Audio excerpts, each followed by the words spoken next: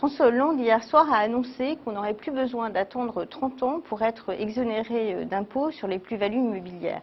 Il a dit aussi qu'on allait revenir au système précédent où il fallait seulement attendre 22 ans pour être exonéré d'impôts. François Fillon avait pris la décision de changer l'imposition des plus-values immobilières parce qu'il voulait faire rentrer de l'argent dans les caisses de l'État.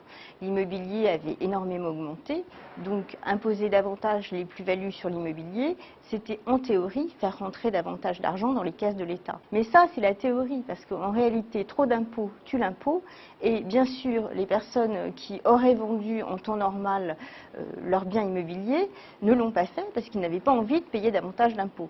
Donc ça a eu un effet totalement pervers. Que veut faire François Hollande? François Hollande, il veut relancer les transactions sur le marché immobilier. Donc bien évidemment, en réduisant le délai de détention nécessaire pour être exonéré de plus-value, il est tout à fait plausible qu'il atteigne son objectif.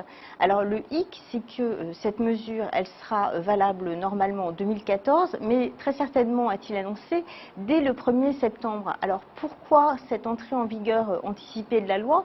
Parce qu'il est bien évident que si on a droit à une imposition des plus-values beaucoup plus favorable en 2014, on ne va pas vendre en 2013, on va attendre 2014. Conséquence de cette annonce de François Hollande, il y a fort à parier qu'aujourd'hui les transactions vont être totalement bloquées jusqu'à l'entrée en vigueur de la nouvelle loi qui serait normalement au 1er septembre 2013. Alors on parle des transactions sur les résidences secondaires. Que faut-il entendre par résidence secondaire? Il ne s'agit pas bien sûr uniquement des maisons de campagne ou des villas en bord de mer.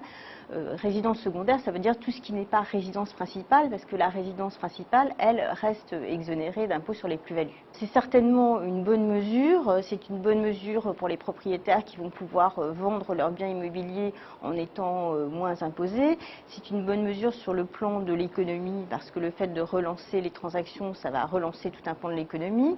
C'est une bonne mesure aussi pour les agents immobiliers qui vont certainement réaliser davantage de transactions, donc vont rentrer davantage de chiffre d'affaires.